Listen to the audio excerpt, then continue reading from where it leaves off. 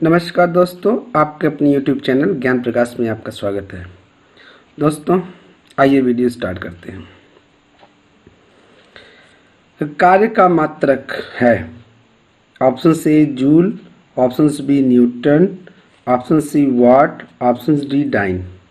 तो कार्य का मात्रक क्या होता है फ्रेंड्स? जूल। प्रकाश वर्ष इकाई है ऑप्शन ए दूरी की, ऑप्शन बी समय की, ऑप्शन सी प्रकाश तीव्रता की, ऑप्शन डी आपका द्रव्यमान की। तो प्रकाश वर्ष किसकी दूरी है? दूरी की। एम्पियर मात्रक है, एम्पियर मात्रक है प्रकाश तीव्रता का, विद्युत आवेश का, विद्युत धारा का या चुंबकीय क्षेत्र का। तो एम्पियर मात्रक है आपका विद्युत धारा का। निम्नलिखित में से समय का मात्रक नहीं है, निम्नलिखित में से समय का मात्रक नहीं है। अधिवर्ष, चंद्रमा, प्रकाश वर्ष, इनमें से कोई नहीं। तो समय का मात्रक कौन सा नहीं है? सी प्रकाश वर्ष। प्रकाश वर्ष किसका मात्रक है? दूरी का। पार्सेक इकाई है, पार्सेक इकाई है। पार्सेक किसकी इकाई है? ए दूरी की, बी समय की, सी प्रकाश की चमक की, डी चुंबकीय बल की। तो पार्सेक किसकी इकाई है? दूरी की, और दूरी की ये सबसे बड़ी इकाई है। निम्नलिखित में से कौन सा सुमेलित नहीं है? डेसिबल ध्वनि की प्रबलता की इकाई है, अश्व शक्ति शक्ति की इकाई है, समुद्री मील दूरी की इकाई है, सेल्सियस उष्मा की इकाई है। ये ऑप्शन सुमेलित नहीं है। ल्यूमेन, क्वेश्चन नंबर 7 है आपका। ल्यूमेन किसका मात्रक है? ज्योति तीव्रता का, ज्योति फ्लक्स का, ए एवं बी दोनों का, इनमें से कोई नहीं। तो ल्यूमेन किसका मात्रक है? ज्योति फ्लक्स का, ज्योति फ्लक्स का। पास्कल इकाई है किसकी है? आर्द्रता की, दाब की, वर्षा की, तापमान की। तो पास्कल इकाई किसकी है? दाब की। कैंडिला मात्रक है, कैंडिला मात्रक है ज्योति फ्लक्स का, ज्योति प्रभाव का, ज्योति दाब का या ज्योति तीव्रता का। तो इससे पहले हम पढ़ चुके हैं जो ज्योति फ्लक्स का क्या मात्रक है? ल्यूमेन है। तो कैंडिला का मात्रक है ज्योति, कैंडिला किसका मात्रक है? ज्योति तीव्रता का। यंग प्रत्यास्था गुणांक का एसआई मात्रक है 9 सेंटीमीटर, न्यूटन प्रति मीटर, न्यूटन मीटर स्क्वायर पर सेकंड। तो क्या है आपका? यंग प्रत्यास्था का गुणांक एसआई मात्रक है newton metre square, newton metre. निम्नलिखित में से किन भौतिक राशियों के समान विमीय सूत्र नहीं है? निम्नलिखित युग्मों में से किन भौतिक राशियों के समान विमीय सूत्र नहीं है? ऑप्शन से है बल एवं दाब, कार्य एवं ऊर्जा, आवेग एवं संवेग, भार एवं बल। तो किसका नहीं है? ऑप्शन सी बल एवं दाब। अदिश राशि है ऊर्जा, बलागुण, संवेग, उपयुक्त सभी। तो अदिश राशि कौन सी है? ऊर्जा। निम्नलिखित में से सदिश राशि है वेग, द्रव्यमान, समय, लंबाई। तो अदिश राशि कौन, सदिश राशि कौन सी है इसमें से? सदिश राशि आपकी वेग। पदार्थ के संवेग और वेग के अनुपात से कौन सी भौतिक राशि प्राप्त होती है? वेग, त्वरण, द्रव्यमान या बल। जिसका ऑप्शन है ऑप्शन सी द्रव्यमान। शून्य में स्वतंत्र रूप से गिरने वाली वस्तुओं की यक्का समान गति होती है, समान वेग होता है, समान त्वरण होता है या समान बल होता है। तो शून्य में स्वतंत्र रूप से गिरने वाली वस्तुओं का एक्सेलरेशन यानी त्वरण समान होता है। जब 2 kg वाले द्रव्यमान पर 5 न्यूटन का बल लगाया जाता है तो उत्पन्न होने वाले त्वरण का मान क्या होगा? F equal to force equal to mass into acceleration. F equal to M into A है, ए इक्वल टू आपको क्या, A equal to F upon M हो जाएगा, A equal to F upon M हो जाएगा। तो आप इसको डिवाइड कर देंगे तो ये क्या आएगा, 2.5 मीटर पर सेकेंड स्क्वायर। ये ऑप्शन ए आपका इसका सही है।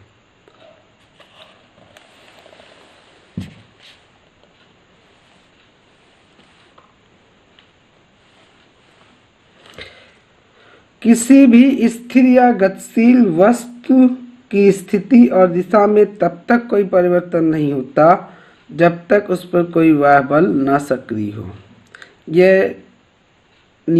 यह कौन सा नियम है?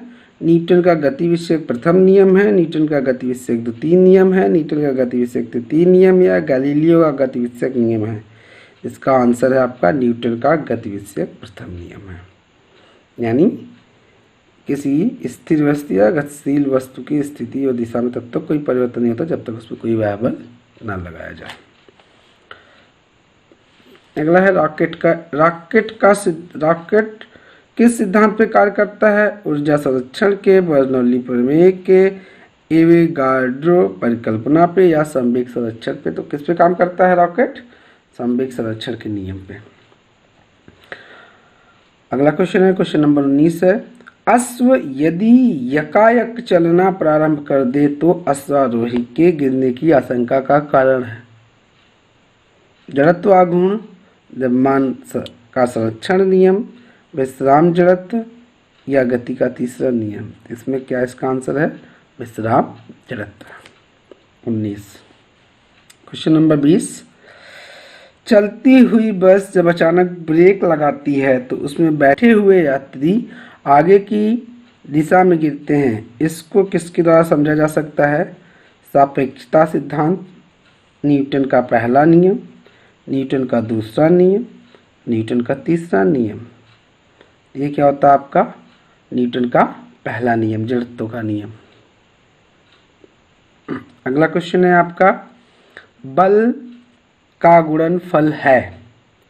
बल का गुणनफल है द्रव्यमान और वेग, द्रव्यमान और त्वरण, भार और वेग, भार और त्वरण। तो हमने फ्रेंड्स आपको भी बताया है F equal to M into A, यानी force equal to mass into acceleration. तो यानी त्वरण और द्रव्यमान का ही गुणनफल आपका बल होता है। तो आपका ऑप्शन भी सही है। शरीर का वजन पृथ्वी की सतह पर सभी जगह एक समान होता है। ध्रुवों पर अधिकतम होता है, विषुवत रेखा पर अधिकतम होता है, मैदानों की तुलना में पहाड़ियों पर अधिक होता है। तो शरीर का वजन सबसे ज़्यादा कहाँ पे होगा? इन ऑप्शंस के अकॉर्डिंग ध्रुवों पर अधिकतम होता है, ध्रुवों पर अधिकतम होता है। तो इसका ऑप्शन क्या सही है? बी।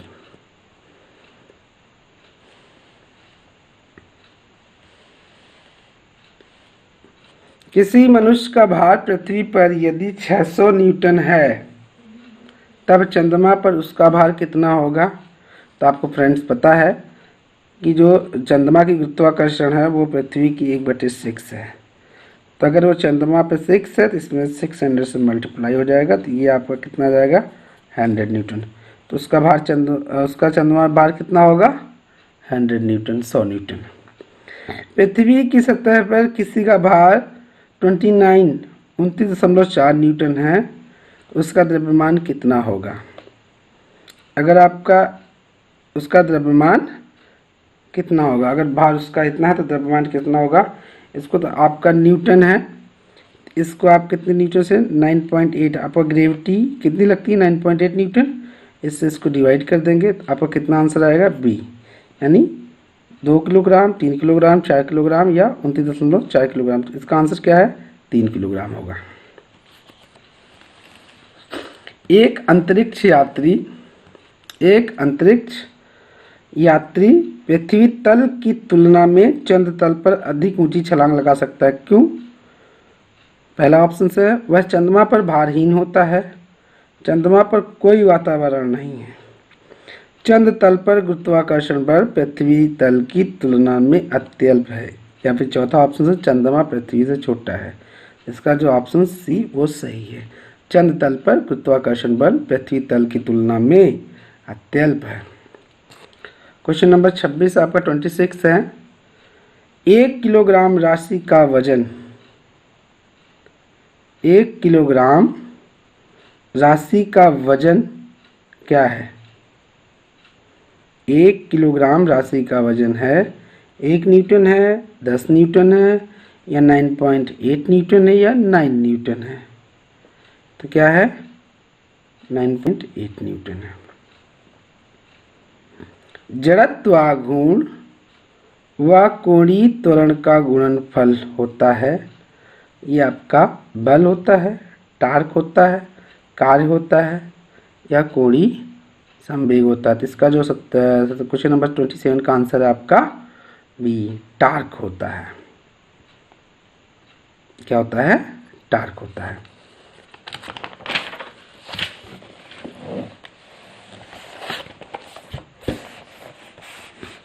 अगला क्वेश्चन उठाते हैं हम लोग, क्वेश्चन नंबर 28। जल के आयतन में क्या परिवर्तन होगा? जल के आयतन में क्या परिवर्तन होगा यदि तापमान 9 डिग्री सेंटीग्रेड से गिराकर 3 डिग्री सेंटीग्रेड कर दिया जाता है? आयतन में कोई, पहला ऑप्शन से आयतन में कोई परिवर्तन नहीं होगा। आयतन पहले बढ़ेगा बाद में घटेगा। आयतन पहले घटेगा बाद में बढ़ेगा। पानी जम जाएगा। तो क्या होगा इसका आंसर? आयतन पहले घटेगा और बाद में बढ़ेगा, क्योंकि 4 डिग्री के बाद आपका जल का आयतन क्या होगा? बढ़ना शुरू हो जाएगा। एक बीकर में, क्वेश्चन नंबर 29 है, एक बीकर में पानी पर बर्फ तैर रही है। जब बर्फ पूर्णतः पिघल जाएगी तो बीकर में पानी का तल बढ़ेगा, घटेगा, उतना ही रहेगा, पहले बढ़ेगा बाद में घटेगा। तो ये है ना बढ़ेगा ना घटेगा, यानी जितना था तल उतना ही रहेगा। ऑप्शन सी सही। जब किसी बोतल में पानी भरा जाता है और उसे जमने दिया जाता है तो बोतल टूट जाती है, क्योंकि पानी जमने पर फैलता है। बोतल हिमांक पर सिकुड़ती है। बोतल के बाहर का तापक्रम अंदर से ज़्यादा होता है। पानी गर्म करने पर फैलता है। तो जब किसी बोतल में पानी भरा जाता है तो पानी जमने पर फैलता है, यानी जब 4 डिग्री से ज़्यादा का टेम्परेचर, कम का टेम्परेचर होता है तो पानी का आयतन बढ़ने लगता है, इसलिए बोतल आपकी टूट जाती है।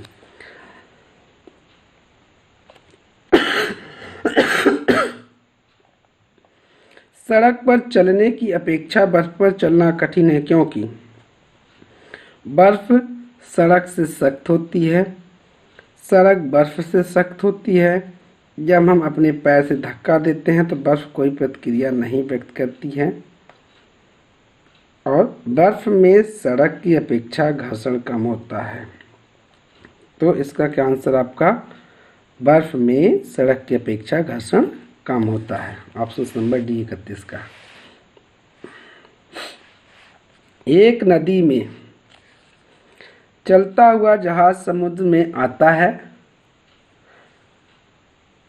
तब जहाज, एक नदी में चलता हुआ समुद्र जहाज में आता है तब जहाज, एक नदी में चलता हुआ जहाज समुद्र में आता है तब जहाज का स्तर पहले जितना होता है ऑप्शन बी, थोड़ा ऊपर आ जाएगा, थोड़ा नीचे आ जाएगा, ऊपर या नीचे होगा, जो उसमें पड़े हुए भार पर निर्भर करता है। तो जब एक नदी में चलता हुआ जहाज जब समुद्र में आता है तो समुद्र के जो पानी का घनत्व वो ज़्यादा होता है, तो उसका जो लेवल है वो समुद्र में थोड़ा सा ऊपर उठ जाएगा, थोड़ा ऊपर आ जाएगा। क्या आ जाएगा आपका? थोड़ा ऊपर। ऑप्शन बी सही है।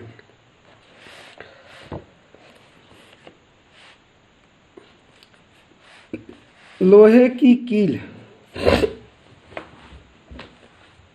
लोहे की कील पारे में क्यों तैरती है जबकि यह पानी में डूब जाती है? लोहे की कील पारे में रासायनिक क्रिया की प्रवृत्ति पानी की तुलना में कम होने के कारण लोहे का भार पानी से अधिक है तथा पारे से कम है। लोहे का घनत्व पानी से अधिक है तथा पारे से कम है। पारा पानी से भारी है। इसका है आपका लोहे का घनत्व पानी से अधिक है तथा पारे से कम है, इसलिए लोहे की कील पारे में तैरती है। पानी का घनत्व अधिक होता है आपका 4 डिग्री घनत्व इसका आपका 100 डिग्री टेम्परेचर पे, 4 डिग्री टेम्परेचर पे और 4 डिग्री सेंटीग्रेड पे, 0 डिग्री सेंटीग्रेड पे या -4 डिग्री सेंटीग्रेड पे। पानी का घनत्व सबसे अधिक होता है 4 डिग्री सेंटीग्रेड पे। ऑप्शन बी सही है। वस्तु की मात्रा बदलने पर अपरिवर्तित रहता है क्या? आयतन, भार, द्रव्यमान, घनत्व।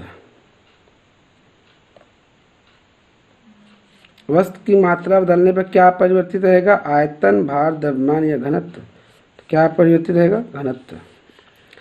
समुद्र में प्लवन करते आइसबर्ग का कितना भाग समुद्र की सतह से ऊपर रहता है?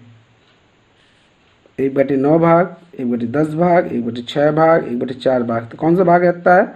1/10 भाग ऊपर तैरता है।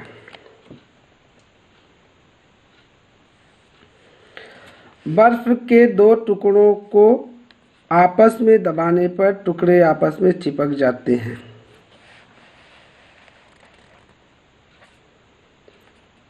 समुद्र में प्लवन करते आइसबर्ग का कितना भाग समुद्र की सतह से ऊपर रहता है? 1/10 भाग। बर्फ के 2 टुकड़ों को आपस में दबाने पर टुकड़े आपस में चिपक जाते हैं क्योंकि दाब अधिक होने से बर्फ का गलनांक घट जाता है। दाब अधिक होने से बर्फ का गलनांक बढ़ जाता है। दाब अधिक होने से बर्फ का गलनांक पहले घटता है फिर बढ़ता है। दाब व गलनांक में कोई संबंध नहीं है। इसका ऑप्शन क्या है? ये दाब अधिक होने से बर्फ का गलनांक घट जाता है, इसलिए 2 बर्फ के टुकड़े आपस में चिपक जाते हैं। हवाई जहाज से यात्रा करते समय पेन से स्याही निकलने लगती है। वायु दाब में कमी के कारण, वायु दाब में वृद्धि के कारण, स्याही के आयतन में वृद्धि के कारण, अत्यधिक भार के कारण। इसका ऑप्शन है आपका 38 का ये वायु दाब में कमी के कारण। वायु दाब में कमी के कारण क्या होता है? आपका फाउंटेन पेन से स्याही आपकी निकलने लगती है। ऊंचाई की जगहों पर पानी 100 डिग्री सेंटीग्रेड के नीचे तापमान पर क्यों उबलता है? क्योंकि वायुमंडलीय दाब कम हो जाता है, अतः उबलने का बिंदु नीचे आ जाता है। क्योंकि गुरुत्वाकर्षण कम होता है। पर्वतों पर भारी हवाओं के कारण। उपर्युक्त में से कोई सही नहीं है। तो आपका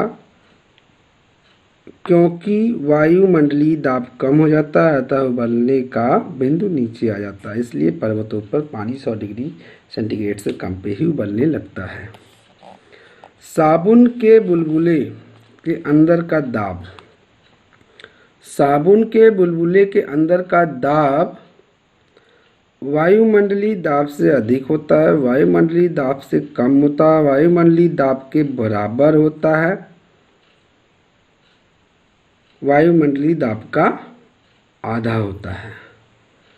तो वायुमंडलीय दाब से अधिक होता है क्या? साबुन के बुलबुले के अंदर का दाब।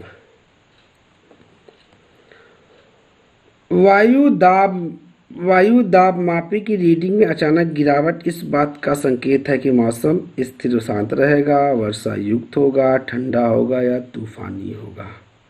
तो क्या ऑप्शन है इसका? तूफानी होगा।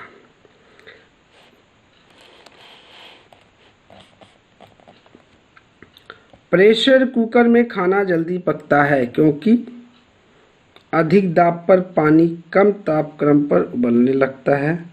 अधिक दाब पर पानी अधिक तापक्रम पर उबलने लगता है। पानी 100 डिग्री सेंटीग्रेड पर ही उबलता है, लेकिन अधिक दाब पर ऊष्मा की मात्रा अधिक होती है। कुकर के अंदर संवहन धाराएं उत्पन्न होती हैं। तो क्या है इसका ऑप्शंस? ये ऑप्शंस भी।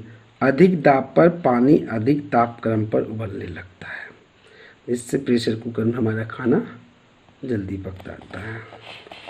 क्वेश्चन नंबर 3 है, हाइड्रोजन से भरा रबर का गुब्बारा वायु में ऊपर जाकर फट जाता है क्योंकि हाइड्रोजन का भार बढ़ जाता है, वायु दाब बढ़ जाता है, हाइड्रोजन का दाब घट जाता है, वायु दाब घट जाता है। तो हाइड्रोजन गुब्बारा ऊपर जाकर फट जाता है क्योंकि वायु दाब ऊपर कम हो जाता है। सूर्य में निरंतर ऊर्जा का सृजन किस कारण से होता है?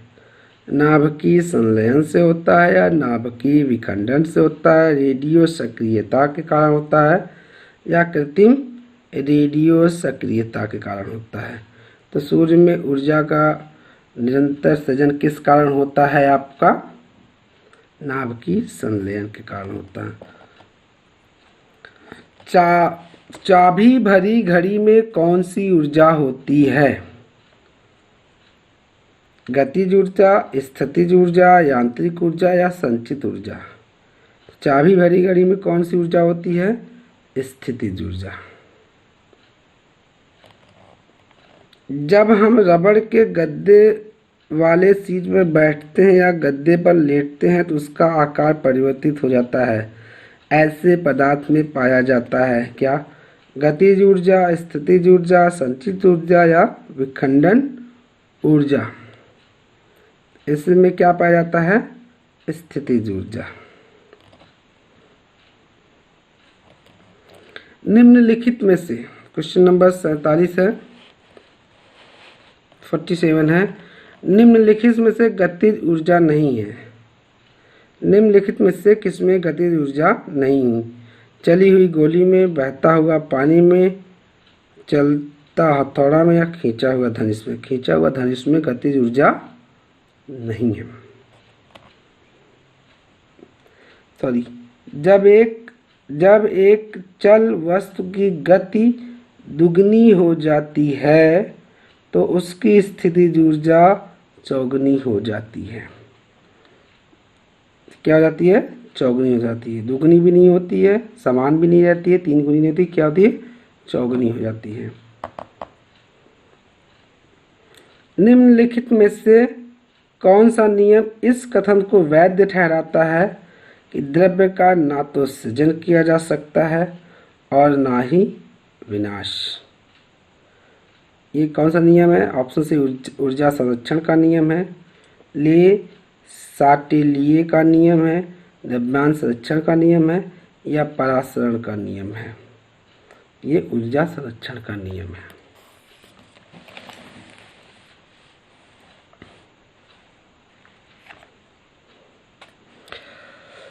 साइकिल चलाने वाला मोड़ लेते समय क्यों झुकता है?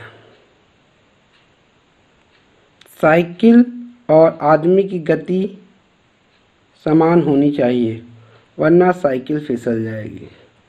वह झुकता है ताकि गुरुत्व केंद्र